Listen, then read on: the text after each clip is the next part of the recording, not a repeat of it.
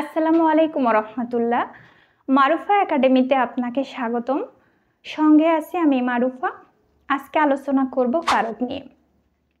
BCS, নিবন্ধন, primary সহ academic সকল পরীক্ষাতে কারক এই টপিকটি খুবই গুরুত্বপূর্ণ।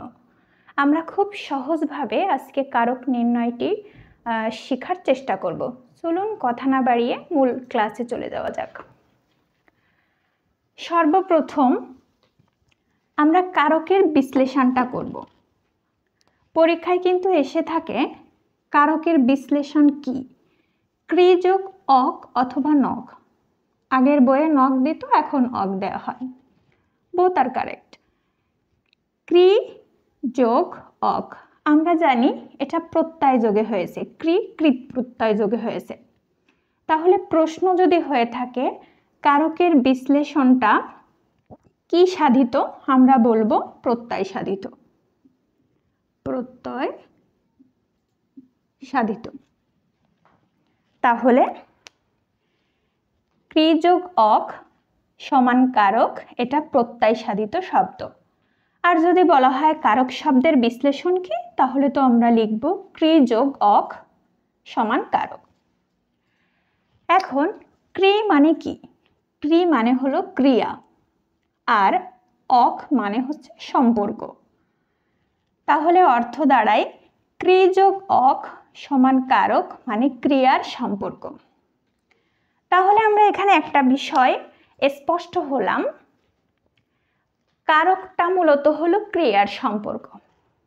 একটা বাক্য থাকবে, সেই বাক্যের মধ্যে আমাকে সর্বপ্রথম কারকটাকে খুঁজে বের করতে হবে। কারক সর্বপ্রথম আমাকে একটা বাক্য থাকবে, সেই বাক্যের মধ্যে সর্বপ্রথম আমাকে ক্রিয়াটাকে খুঁজে বের করতে হবে। একটা বাক্য একটা শব্দ দিয়ে সাধারণত হয় না, কয়েকটা পদ দিয়ে একটা বাক্য গঠন হয়। সেই বাক্যের মধ্যে আমরা জানি বাংলায় অনেকগুলো পদ রয়েছে, বিশেষ্য, বিশেষণ, সর্বনাম, অব্যয়, ক্রিয়া, এরকম পদ থাকে।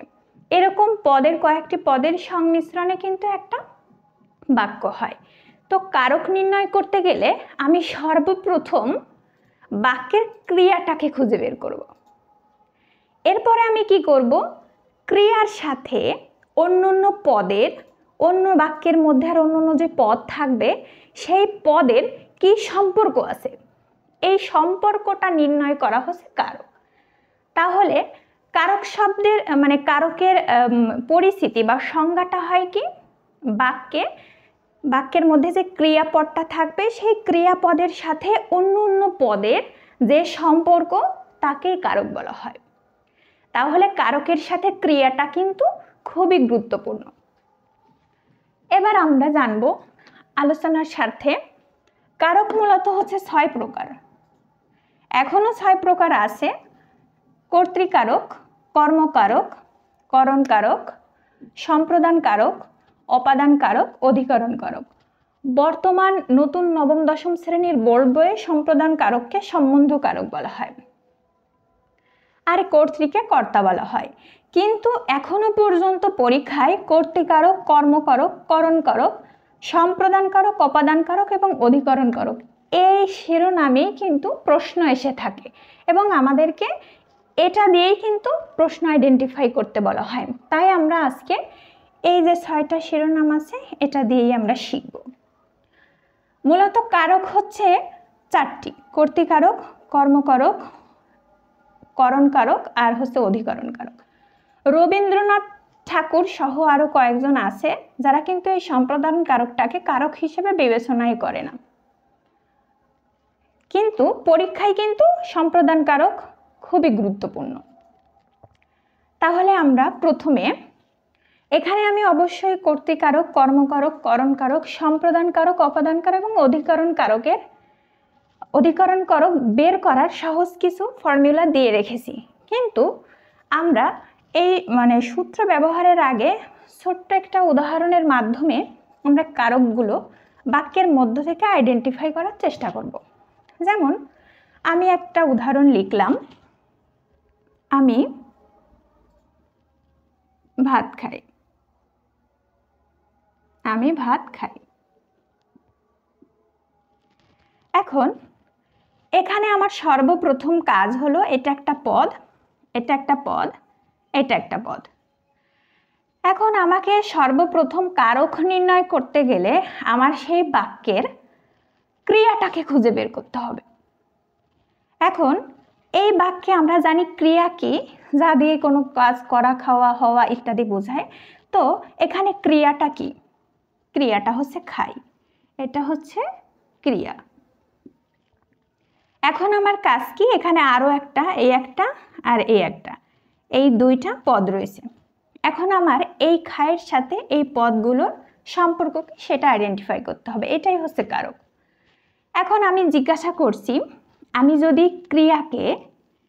ক্রিয়াকে যদি আমি কে বা কারা দিয়ে প্রশ্ন করি আর যদি কোনো উত্তর পাই তাহলে সেটা হবে কর্তা।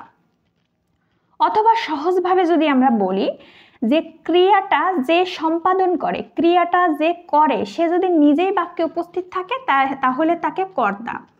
কর্তা আর কারকের ভাষায় কর্তৃ বলা হয়, কর্তৃ বলা হয়। তাহলে এখানে আমি ভাত খাই, আমি এই কে বা কারা ক্রিয়ার কাছে প্রশ্ন করলাম, কে খায়? আমি খাই। তার মানে এখানে আমিটা হচ্ছে কর্তা বা কর্তৃ।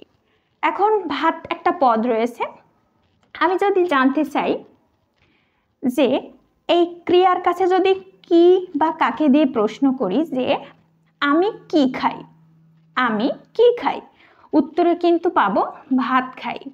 তাহলে যখন ক্রিয়ার কাছে কি বা কাকে দিয়ে যদি প্রশ্ন করে উত্তর পাওয়া যায় তাহলে সেটা হবে কর্ম। অথবা এই ক্রিয়ার কাজটা যার উপরে পড়ে অথবা ক্রিয়াটা যাকে আশ্রয় করে সম্পাদন হয় তাকে কর্ম বলা হয়। যেমন আর সহজভাবে যদি আমরা বের করি যে ক্রিয়াকে কি বা কাকে দিয়ে যদি প্রশ্ন করি যে উত্তর পাওয়া যাবে সেটাকে বলা হয় কর্ম। তাহলে এই বাক্যের মধ্যে এটা হচ্ছে কর্তা বা কর্তৃকারক, এটা হচ্ছে কর্মকারক আর এটা হচ্ছে ক্রিয়া। এখন আমি যদি তাহলে আমি কর্তৃকারক এবং কর্মকারক কিন্তু একই সঙ্গে বের করে ফেললাম। আবার আমি আর একটা প্রশ্ন লিখতে পারি, যেমন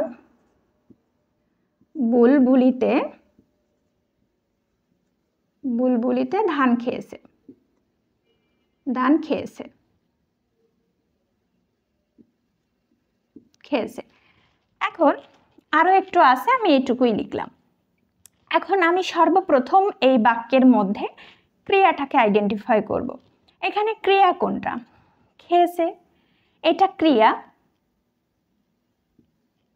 তাহলে আমি এখন এই খেয়েছের সাথে এই দুইটার সম্পর্ক স্থাপন করব। এখন আমি এই যে কে বা কারা দিয়ে প্রশ্ন করব, কে খেয়েছে, উত্তর আমি পেয়েছি বুলবুলিতে খেয়েছে। মানে এই ক্রিয়াটা যে সম্পাদন করেছে সে এখানে উল্লেখ আছে, মানে ক্রিয়াটা সরাসরি বুলবুলিতে করেছে, মানে খেয়েছে কে? বুলবুলিতে। তাহলে এই বুলবুলিতে হচ্ছে কর্তা বা কর্তৃ। এখন আমি ক্রিয়ার কাছে কি বা কাকে দিয়ে প্রশ্ন করছি, কি খেয়েছে, উত্তরে আমি পেয়েছি ধান। অথবা আমি বলতে পারি যে ক্রিয়ার বিষয়টা কি, মানে যে বুলবুলিতে খেয়েছে, কি খেয়েছে, বিষয়টা কি? ধান খেয়েছে। তখন এই ক্রিয়ার বিষয়টা হচ্ছে এটা হবে কর্ম, কর্ম হবে এটা। তাহলে কিন্তু আমরা সহজে এখানে কর্তৃকারক এবং কর্মকারক আইডেন্টিফাই করা শিখে গেলাম। সবসময় আমাদের কাজ হলো আমরা বাক্যের মধ্যে ক্রিয়াটাকে বের করব এবং ক্রিয়ার সাথে এরপরে আমরা বিভিন্নভাবে প্রশ্ন করব, উত্তর পাবো, তাহলে আমরা কর্তৃকারক, কর্মকারক এভাবে পাবো। এখন আমি আর একটা উদাহরণ দিই।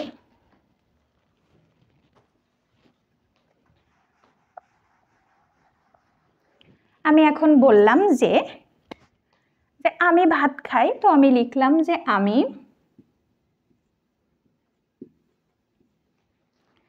হাত দিয়ে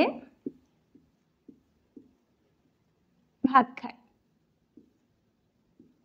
ভাত খাই। আমি হাত দিয়ে ভাত খেতে পারি, চামচ দিয়ে ভাত খেতে পারি, আমি এখানে হাত দিয়ে ভাত খাওয়া লিখলাম। তো আমি এখন বাক্যের মধ্যে প্রথম আমি ভার্বকে, ক্রিয়াকে আমি আইডেন্টিফাই করলাম, ক্রিয়া। এবার আমি ক্রিয়ার কাছে কে বা কাকে কারা দিয়ে প্রশ্ন করলাম। কে খায়? আমি খাই, তাহলে আমি হচ্ছে কর্ত্রী। এখন আমি ক্রিয়ার কাছে প্রশ্ন করলাম কি খাই, কি বা কাকে দিয়ে প্রশ্ন করলে আমরা উত্তরে কর্ম পাবো। কি খাই? ভাত খাই, তাহলে এই ভাতটা হচ্ছে কর্মকারক। এখন যদি আরো কিছু কিন্তু এখানে রয়ে গেছে, তার মানে নিশ্চয়ই আরো কারক আছে।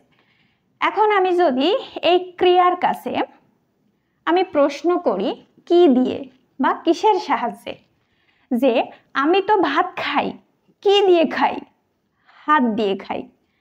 যখন এই ক্রিয়ার কাছে কি দিয়ে বা কিসের সাহায্যে আমরা প্রশ্ন করে উত্তর পাবো, তখন আমরা সেটাকে বলবো হলো করণ কারক। করণ কারক। কারণ কি? করণ মানেই হচ্ছে যন্ত্র, সহায়ক, উপায়। আরো সহজভাবে ক্রিয়ার কাছে আমি যখন কি দিয়ে বা কিসের সাহায্যে প্রশ্ন করব, তখন আমি উত্তর পাবো যেটা, সেটা হচ্ছে করণ কারক। এখানে আমি আরেকটি উদাহরণ দিতে পারি যে আমি কলম দিয়ে চিঠি লিখি। আমি প্রথমে বাক্যের ক্রিয়াটাকে বের করলাম, এটা হবে ক্রিয়া। তারপর আমি ক্রিয়াকে কে বা কারা দিয়ে প্রশ্ন করলাম। কে লেখে? আমি লিখি, তাহলে আমি হচ্ছে কর্তা। এখন আমি ক্রিয়াকে প্রশ্ন করলাম, আমি কি বা কাকে দিয়ে প্রশ্ন করলাম। আমি কি লিখি? উত্তর পেলাম আমি চিঠি লিখি, তাহলে কি বা কাকে প্রশ্ন করলে উত্তর হবে কর্ম। আরো একটু বাকি রয়েছে। আমি এখন বললাম ক্রিয়ার কাছে আমি কিসের সাহায্যে বা কি দিয়ে প্রশ্ন করব। আমি তো চিঠি লিখি, কি দিয়ে লিখি? কলম দিয়ে লিখি। তাইলে উত্তর যখন কি দিয়ে বা কিসের সাহায্যে উত্তর পাওয়া যাবে, তখন সেটা হবে করণ কারক।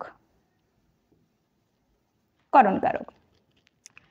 তাহলে কিন্তু আমরা এখানে খুব সহজে অনেকগুলো উদাহরণ না দিয়েও খুব ছোট ছোট সাধারণ উদাহরণ দিয়ে কিন্তু আমরা এখানে কর্তৃকারক, কর্মকারক এবং করণ কারক বের করে ফেললাম।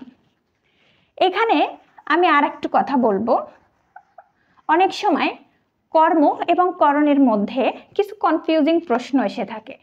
যেমন আমি লিখলাম সে ফুটবল খেলে।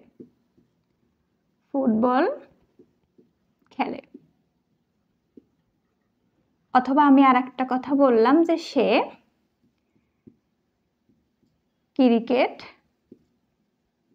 খেলে। এখন আমি ক্রিয়া খুঁজে বের করলাম, সব সময়ের মতো বের করলাম। এখন আমি ক্রিয়ার কাছে প্রশ্ন করলাম, যে আমি ক্রিয়ার কাছে এখানে প্রশ্ন করলাম কে খেলে? সে খেলে। এটা তো আমি ক্রিয়া পেয়ে গেলাম, মানে কর্তৃকারক পেয়ে গেলাম। এখন আমি জিজ্ঞাসা করলাম, আমি জানি ক্রিয়াকে যদি আমি কি বা কাকে দিয়ে প্রশ্ন করি, তাহলে আমি যে উত্তরটা পাবো সেটা হচ্ছে কর্ম। আমি বললাম কি খেলে? তো বললো ক্রিকেট খেলে, তাহলে এটা হচ্ছে কর্মকারক। আবার এখানেও যদি আমি সেম ওয়েতে জিজ্ঞাসা করি সে কি খেলে, কি দিয়ে প্রশ্ন করছি, ফুটবল খেলে, তাহলে এটাও কি কর্মকারক হবে? এটাও কি কর্ম হবে? কর্ম হবে না। এখানে একটা টুইস্ট আছে। যেমন আমি যদি বলি যে এই যে খেলার নাম ফুটবল, আমরা জানি ফুটবল খেলতে উপকরণের দরকার হয় না, ফুটবলের উপকরণই কিন্তু ফুটবল। তাহলে যে খেলা নাম এবং উপকরণ দুইটাই একই, সেটা হবে করণ কারক। করণ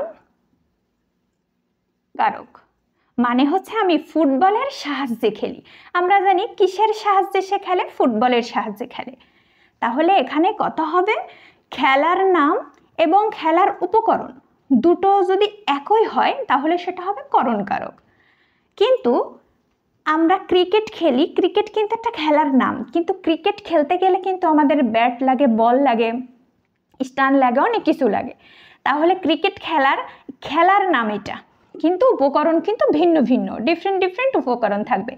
যখন খেলার নাম এবং খেলতে গেলে যে উপকরণগুলো লাগবে সেগুলো যদি ভিন্ন ভিন্ন হয় তাহলে সেটা কর্মকারক হবে। কারণ আমরা তখন কি দিয়ে প্রশ্ন করব ক্রিয়াকে, তখন আমরা পেয়ে যাব কর্ম। কারণ ক্রিয়াকে যদি আমরা কি বা কাকে দিয়ে প্রশ্ন করি তাহলে আমরা কর্ম পেয়ে যাই। এটা একটু কনফিউজিং, এখান থেকে অনেক সময় প্রশ্ন আসে, যেমন সে লুডো খেলে, সে দাবা খেলে, সে তাস খেলে। আপনারা মিলিয়ে নেবেন, এইটার দেখার পরে আপনারা এক্সারসাইজ করবেন যখন, তখন আপনারা মিলিয়ে নেবেন, দেখবেন যে খেলার নাম এবং উপকরণ দুটোই যদি একই হয় তাহলে সেটা করণকারক হবে, আর খেলার নাম এবং উপকরণ দুটো যদি ভিন্ন ভিন্ন হয় তাহলে সেটা কর্ম হবে। এটা ছিল এই কর্ম এবং করণের সামান্য কিছু মানে ব্যবধান। আমি আর একটা উদাহরণ দিব এখানে, যেমন আমি বললাম ডাক্তার, এটা প্রায় সময় পরীক্ষার সময় আসে, ডাক্তার ডাকো। এখন ডাকো এটা তো ক্রিয়া, এখন আমি ক্রিয়াকে প্রশ্ন করছি যে কে ডাকবে, মানে এখানে ডাক আকাশটা কে করবে, সে কি আছে? অনেক সময় কিন্তু এখানে ব্যক্তি দেখে মানুষ কর্তা, কারণ বাক্যের মধ্যে ব্যক্তি হলে সাধারণত সে কর্তা হয়, কিন্তু কর্তা যদি কাজ না করে তখন কিন্তু আর সে কর্তা হবে না। ডাকা কাজটাই যে ডাকো, মানে কে ডাকো, নিশ্চয়ই কে একজন ডাকবে, কিন্তু এখানে সেটা উল্লেখ নেই। যেটা উল্লেখ থাকবে না সেটা নিয়ে আমাদের কোনো মাথা ব্যথা নেই। তাহলে আমরা পরবর্তী স্টেপ ফলো করব, যে তুমি ডাকো, কাকে ডাকো? এই যে কাকে দিয়ে প্রশ্ন করছি, ডাক্তার ডাকো, তখন এই ডাক্তার কিন্তু কর্ম হয়ে যাবে। এটা কিন্তু প্রায় পরীক্ষায় এসে থাকে। তাহলে আমরা কর্তৃকারক, কর্মকারক, করণকারক এই ব্যাপারগুলো আমরা কিন্তু সুন্দরভাবে বুঝতে পারলাম। এরপরে আমরা বুঝবো সম্প্রদান কারকটা। সম্প্রদান কারক কিন্তু রবীন্দ্রনাথ ঠাকুর সহ বেশ কয়েকজন ব্যাকরণবিদ সম্প্রদান কারককে কিন্তু স্বীকার করে না, বলে সম্প্রদান কারক কর্মকারকের মধ্যে চলে আসে। কিন্তু এখনো যেহেতু পরীক্ষায় আসে, বইয়েও আছে, সেহেতু আমরা প্র্যাকটিস করব। জব প্রার্থীদের জন্য এটা সমানভাবেই গুরুত্বপূর্ণ। সম্প্রদান কারকটা আসলে কি? দেখেন আমি এখানে লিখছি, যাকে সত্য দান করে কিছু দেওয়া হয় বা দান করা হয়, প্রদান করা হয়। যেমন আমি উদাহরণ দিলাম যে ভিক্ষুককে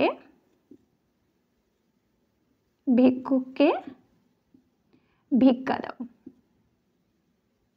ভিক্ষা দাও। এখন আমি প্রথমে আমি যে ভিক্ষুক, আমি এখানে ভিক্ষুকের নিচেই হলো দাগ দিলাম, আমি এখানে প্রথম ক্রিয়াটাকে বের করলাম। আমি এখন প্রশ্ন করব, সম্প্রদান কারককে আমি প্রশ্ন করব, মানে যাকে, এই যে কি দিয়ে, কাকে দাও? ভিক্ষুককে দাও।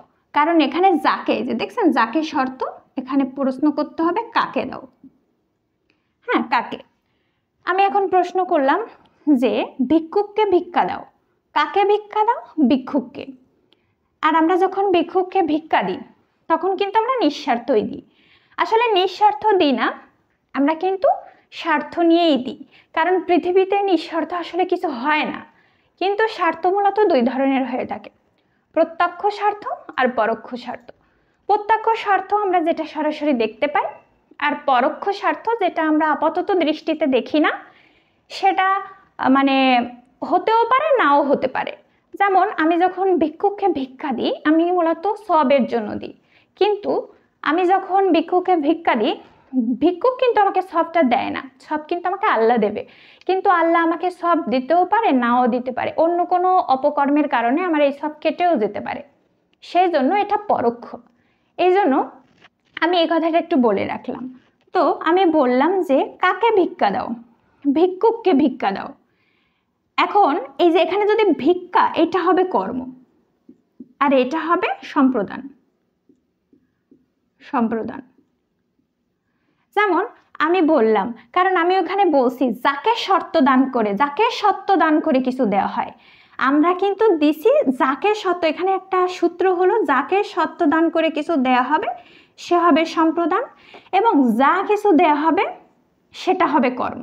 এটা সুন্দরভাবে মনে রাখবেন। যেমন আমি বললাম বন্যার্তকে সাহায্য করো, সাহায্য করো করো। এখন আমি এখানে বন্যার্থকে আর সাহায্যকে করলাম। আমি বন্যার্থকে যখন সাহায্য করি তখন কিন্তু আমরা নিঃস্বার্থই সাহায্য করি। তাইলে এখানে যদি সাহায্যের নিচে আন্ডারলাইন থাকতো তাহলে এটা হতো কর্ম। কিন্তু কাকে সাহায্য করা হবে? বন্যার্থকে। তাহলে বন্যার্থ হবে সম্প্রদান। সম্প্রদান, কারণ যাকে নিঃস্বার্থ দান করা হবে সে হবে সম্প্রদান, আর যা কিছু দান করা হবে সে হবে কর্ম। এই টার্মটা মনে রাখবেন। তারপরে এখানে আরো উদাহরণ আছে, যেমন বন্যার্থকে সাহায্য করো, শীতার্থকে বস্ত্র দাও। এখানে শীতার্থকে হচ্ছে সম্প্রদান কারক, আর এই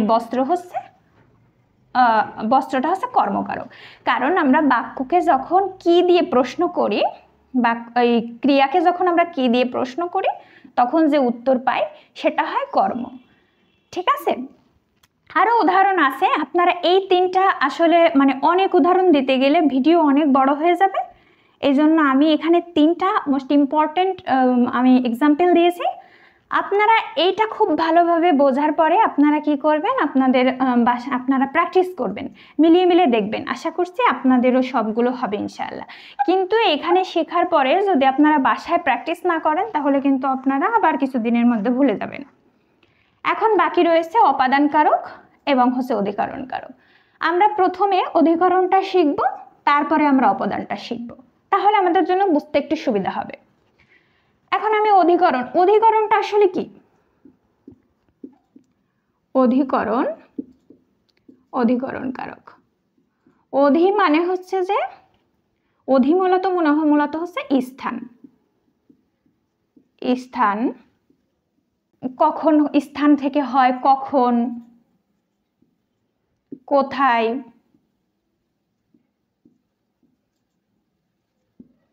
এইসব বোঝানো হয় অধিকরণ। এখন আমি অধিকরণ বোঝাবো, এটা উদাহরণের মাধ্যমে বুঝলে, সংজ্ঞা দিয়ে তো আপনারা অনেকবারই বুঝছেন, কিন্তু বইয়ের ভাষার বাইরে একটু বেরোয় এসে নিজেদের একটা মানে সচরাচর কোনো একটা উদাহরণ দিয়ে যদি আমরা বোঝার চেষ্টা করি সেটা আরো ভালো হয়, মনে থাকে ভালো। যেমন আমি আগেরই একটা উদাহরণ দিয়ে বলি, আমি যদি আমি সহজ একটা বাক্য দিচ্ছি, আমি সকালে ভাত খাই। তারপরে আমি আর একটা লিখলাম যে আমি কি করি, আমি বিকালে চিঠি লিখি। তারপরে আমি বললাম প্রভাতে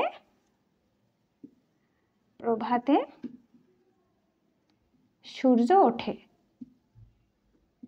তারপরে আমি বললাম পুকুরে মাছ আছে। তারপরে আমি বললাম আকাশে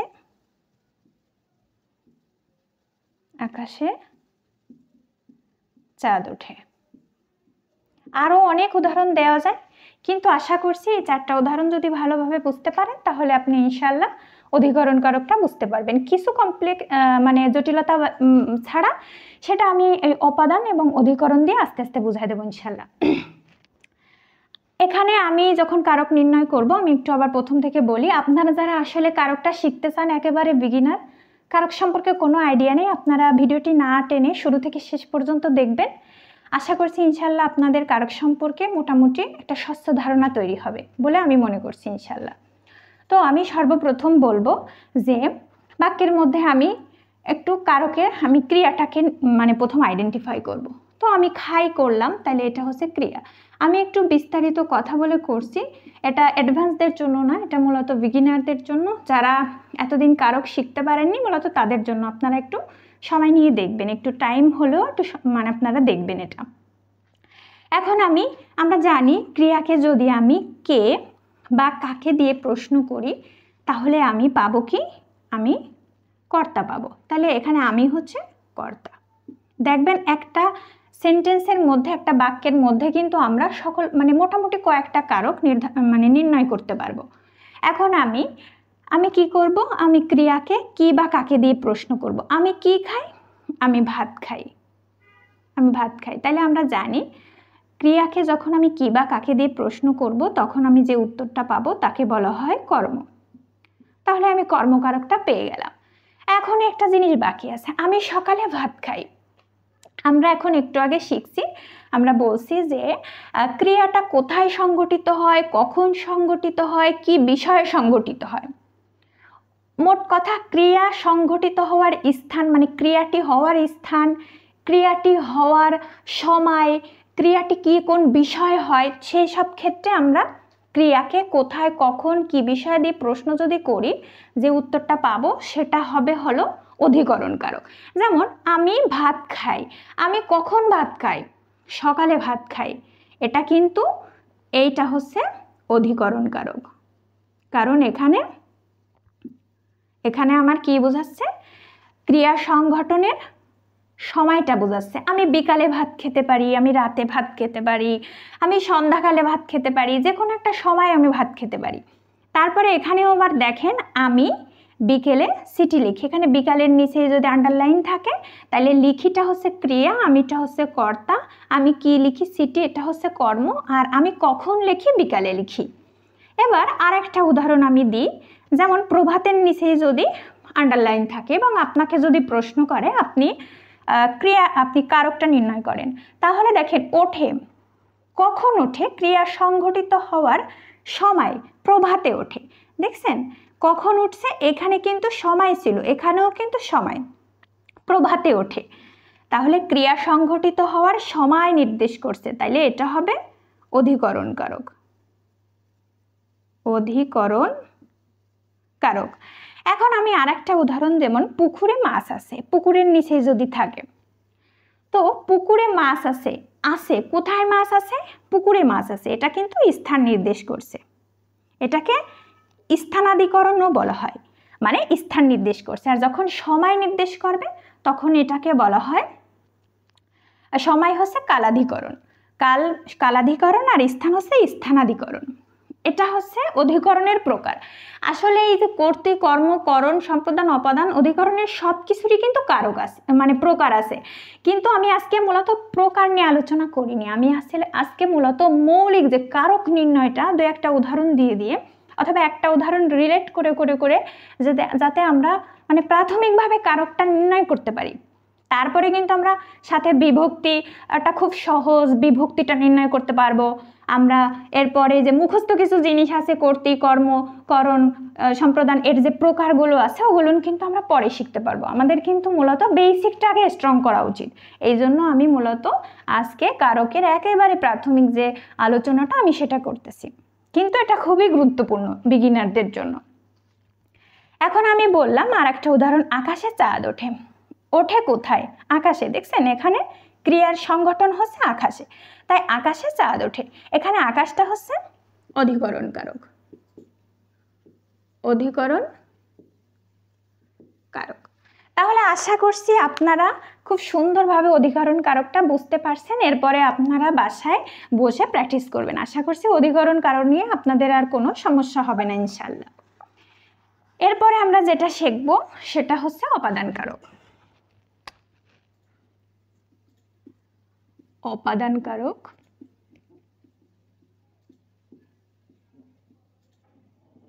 অপাদান কারক। অপাদান কারকটা কি? আমরা যদি মূলত তিনটা বিষয়কে ফোকাস করি, যেমন হচ্ছে বিচ্যুত বা কোনো কিছু মাইনাস হয়ে যাওয়া। আর একটা বিষয় যদি আমরা খেয়াল করি, যেমন হচ্ছে জাত, তারপরে আমরা যদি বলি উৎপন্ন, তারপরে যদি আমরা বলি গৃহীত, এবং আরেকটা যদি আমরা ফলো করি যেমন ভয় ডর, ভয় ডর। মূলত আরো 7-8টা বিষয় আছে, কিন্তু এগুলোর সাথে কোনো না কোনো দিক থেকে রিলেট। এর জন্য আমি এই তিনটা বিষয়, আমরা মূলত যদি অপাদান কারক নির্ণয় করতে যে এই তিনটা বিষয়কে ফোকাস করি, আমরা কিন্তু ইনশাআল্লাহ অপাদান কারক আইডেন্টিফাই করতে পারবো। যেমন অপাদান কারক কি? কোনো কিছু বিস্তৃত হওয়া, মানে কোনো কিছু মাইনাস হয়ে যাওয়া। যেমন আমি কিছু উদাহরণ দিই, চলুন উদাহরণের সাহায্যে জেনে নেওয়া যাক। আমি বললাম পাপে বিরত হও, বিরত হও। পাপের নিচে আমি আন্ডারলাইন করলাম। দুধে ছানা হয়, তিলে তৈল হয়। তিলের নিচে আমি আন্ডারলাইন করলাম। এই তিনটা দিয়ে আমি মূলত আগে একটু বোঝানোর চেষ্টা করি। আরো একটা দিতে পারি যে গাছ থেকে পাতা পড়ে, পাতা পড়ে, গাছের নিচে দিলাম। এখন আমি বললাম যে কোনো কিছু থেকে বিরত হওয়া, মানে বিরত হওয়া, কোনো কিছু থেকে পাপে বিরত হও, মানে এখানে আমি যে বললাম যে যা হতে কিছু বিচ্যুত হয়, মানে আমি পাপ থেকে বিচ্যুত হচ্ছি, আমি পাপ থেকে বিরত হচ্ছি, তাই পাপের নিচেই আন্ডারলাইন হবে, এটা হচ্ছে অপাদান। অপাদান। তারপরে হচ্ছে কোনো কিছু গৃহীত হওয়া, যেমন কোনো কিছু স্থানান্তরিত হয়ে যদি অন্য একটা কিছু হয়, যেমন দুধ থেকে ছানা হয়। এই দুধটা কিন্তু আমি ঘরে দুধ রেখে দিলেই কিন্তু ছানা হবে না, দুধকে কিছু কয়েকটা স্টেপ ফলো করতে হবে, করলে কিন্তু ছানা হবে। কোনো কিছু রূপান্তরিত করে যদি আর একটা জিনিস হয় তখন সেটাকে বলা হয় অপাদান। অপাদান। অপাদান। তারপরে তিলে তৈল হয়, মানে তিল থেকে কিন্তু তৈল উৎপাদন হচ্ছে। হ্যাঁ, ওই যে যা থেকে হবে, যা থেকে হবে মানে যেটা থেকে হবে, আমি যেটাকে ভয় পাবো, যেটা থেকে বিস্তৃত হবে সেটাই কিন্তু অপাদান হবে। মানে আপনি যাকে ভয় পাবেন সেটাই হচ্ছে আপনার অপাদান। যেমন আমি বাবাকে ভয় পাই, তাহলে বাবা হচ্ছে অপাদান। আমি হচ্ছে শিক্ষককে ভয় পাই, শিক্ষক হচ্ছে অপাদান। তিলে তৈল হয়, তাহলে তেলটা উৎপাদন হচ্ছে তিল থেকে, এটা হচ্ছে অপাদান, এটা হবে অপাদান। তারপরে গাছ থেকে পাতা পড়ে, দেখেন পাতাটা কিন্তু এই গাছ থেকে বিচ্যুত হচ্ছে, মানে মাইনাস হয়ে যাচ্ছে, এটা হলো অপাদান। অপাদান। ঠিক আছে, তাহলে অপাদান কারক আমরা এভাবে বুঝবো যে যা হতে আমি ভয় পাবো, যা থেকে বিরত হবে, যা হতে গৃহীত হবে, যা হতে উৎপন্ন হবে, সেই জিনিসটা হবে অপাদান। এটা হচ্ছে আপাতত অপাদানের একটা উদাহরণ দিয়ে আমি আপনাদেরকে অপাদানটা ক্লিয়ার করার চেষ্টা করলাম। এখন আমাদের মোটামুটি সব কারক সম্পর্কে আলোচনা হলো, তবে অপাদান এবং অধিকরণের মধ্যে কিছু ব্যবধান রয়েছে, আমরা এখন সেটা জানবো। তাহলে আমাদের মোটামুটি আশা করছি আর কোনো সমস্যা থাকবে না কারক সম্পর্কে। অপাদান, আমি এখানে ভার্সেস দিয়ে অধিকরণ দিই, অধিকরণ। এটা আমি কিভাবে বুঝবো? আসলে কিছু জটিলতা এখানে আছে, যেটা অপাদান এবং অধিকরণ দুটোর মধ্যে কমপ্লেক্স সৃষ্টি করে। আমি এখানে কিছু উদাহরণ দিচ্ছি, উদাহরণ দেওয়ার পরে আমি আপনাদেরকে বোঝাচ্ছি। তাহলে দেখুন, আমরা এখন অপাদান এবং অধিকরণ সহজভাবে এই যে জটিলতাটা আছে সেটা আমরা সমাধান করার চেষ্টা করব খুব সহজভাবে। অপাদান আমরা এটাকে মাইনাস ধরবো, আর অধিকরণকে আমরা প্লাস ধরবো। মাইনাস মানে তো বোঝেন কোনো কিছু বাদ হয়ে যাওয়া, প্লাস মানে কোনো কিছু যোগ হওয়া। মানে সহজ কথায় কোনো সময় যদি মানে কোনো জায়গায় অবস্থান করাটাকে বলা হয় অধিকরণ, আর কোনো জায়গা ছাড়া মানে সেখানে নেই, সেই তেমন হবে গাড়িটি রাজশাহী ছেড়ে ঢাকায় পৌঁছালো, রাজশাহীটা হবে তখন অপাদান, আর ঢাকায় পৌঁছালো ঢাকাটা হবে অধিকরণ।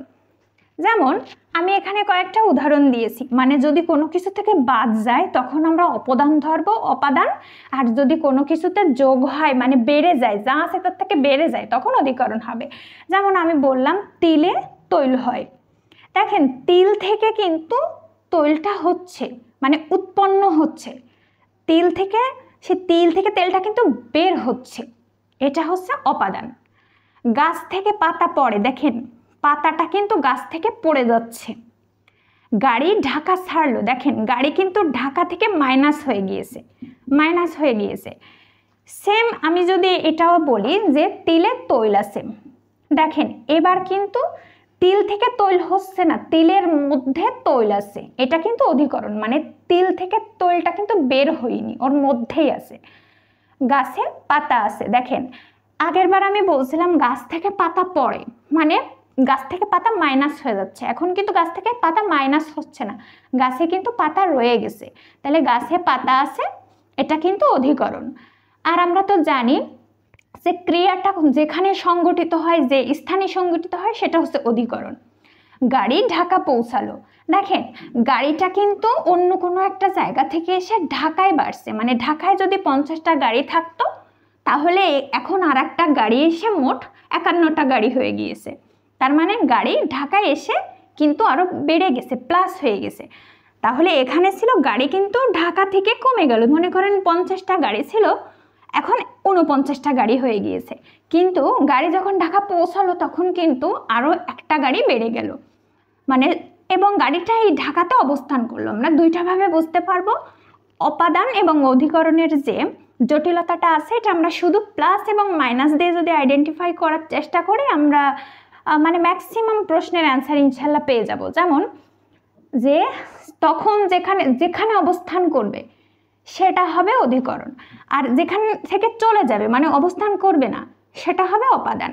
অথবা আমরা আরেকভাবে আইডেন্টিফাই করতে পারি যে মাইনাস হলে, মানে কোনো কিছু থেকে যদি বাদ পড়ে কমে যায়, বিচ্যুত হয়, গৃহীত হয়, উৎপন্ন হয়, তখন আমরা সেটাকে অপাদান বলবো। আর অধিকরণ বলবো যখন হচ্ছে যে সেখানে যদি কোনো কিছু প্লাস হয়, মানে বেড়ে যায়।